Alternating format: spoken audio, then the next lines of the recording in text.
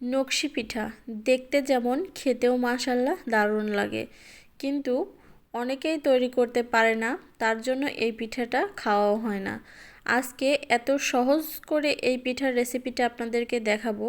যারা কোনোদিনও নকশি পিঠা তৈরি করতে পারেন না, তারাও অনায়াসে এই পিঠাগুলো তৈরি করতে পারবেন। আর এই ভিডিওটা দেখলেই বুঝতে পারবেন যে নকশি পিঠা তৈরি করা কতটা সহজ। তো চলুন মূল রেসিপিতে চলে যাই।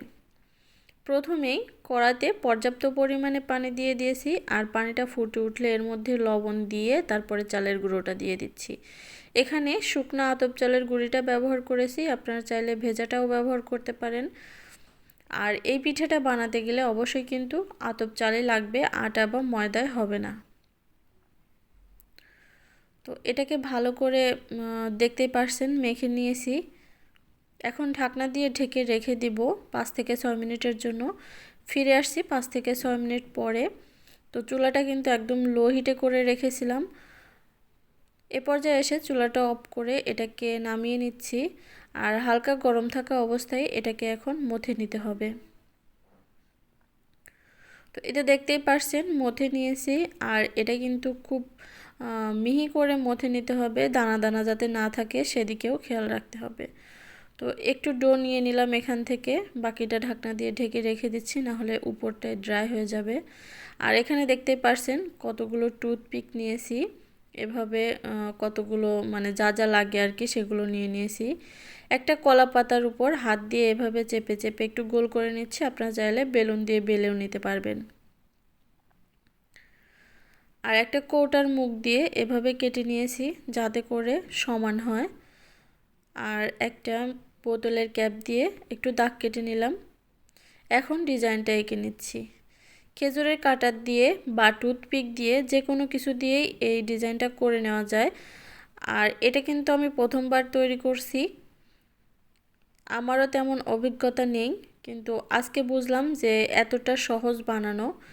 এখন একটা ভি শেপের টিন কাটার নিয়ে নিয়েছি, আর টিন কাটার দিয়ে সাইডটাও এভাবে ডিজাইন করে নিচ্ছি। আপনাদের কাছে যদি টিন কাটারটা না থাকে সেক্ষেত্রে আপনারা কিন্তু ওই যে কয়েলের মধ্যে যে স্ট্যান্ডটা থাকে সেটাও বাঁকা করে নিলে এভাবে নকশাগুলো এঁকে নিতে পারবেন।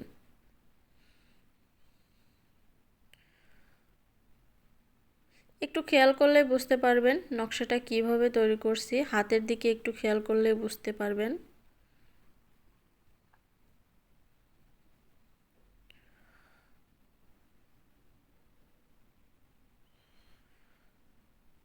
সাইডের এই ডিজাইনটা করতেই বেশি ভালো লাগে। যারা নকশি পিঠা তৈরি করেন তারা নিশ্চয়ই বুঝতে পারবেন যে সাইডের এই ডিজাইনটার জন্যই পিঠা মূলত বেশি সুন্দর লাগে। তো আপনারাও এভাবে সিম্পল মিনি নকশি পিঠা তৈরি করতে পারবেন। আমার চ্যানেলে কিন্তু আরও অনেক পিঠার ভিডিও দেওয়া আছে, চাইলে সেগুলো দেখে আসতে পারেন।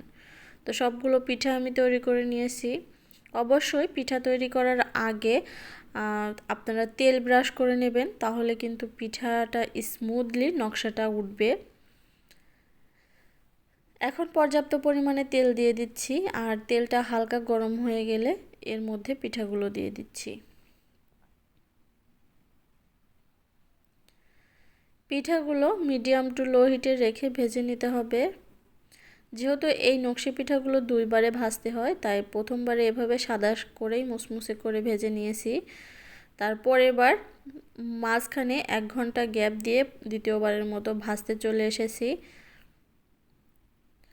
মিনিমাম আধা ঘন্টা থেকে 1 ঘন্টা কিন্তু গ্যাপ দিয়ে এটাকে ভেজে নেবেন। দেখতেই পারছেন ব্রাউন কালার করে ভেজে নিয়েছি, এটা কিন্তু খুবই মুসমুসে হয়ে গেছে। অবশ্যই খেয়াল রাখতে হবে এটা যেন মুসমুসে হয়ে যায়।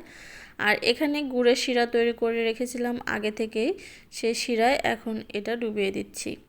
গুড়ের শিরা তৈরি করা একদমই সহজ। সামান্য মানে পরিমাণ মতো গুড় দিয়ে সামান্য পানি দিয়ে একটু জ্বালিয়ে নিলেই হয়ে যাবে। একটু ঘন শিরা তৈরি করতে হবে। তো শিরায় ডুবিয়ে আমি এটাকে তুলে নিচ্ছি। এটা কিন্তু শিরায় ডুবিয়ে রাখার কোনো প্রয়োজন নেই, জাস্ট এটাকে ডুবিয়ে তুলে নিলেই হয়ে যাবে। তো শিরাটা ঝরিয়ে এটাকে সার্ভ করে দিতে হবে। দেখতেই পারছেন মাশাআল্লাহ পিঠাগুলো ভীষণ সুন্দর লাগছে। আশা করছি আপনাদেরও ভালো লাগবে।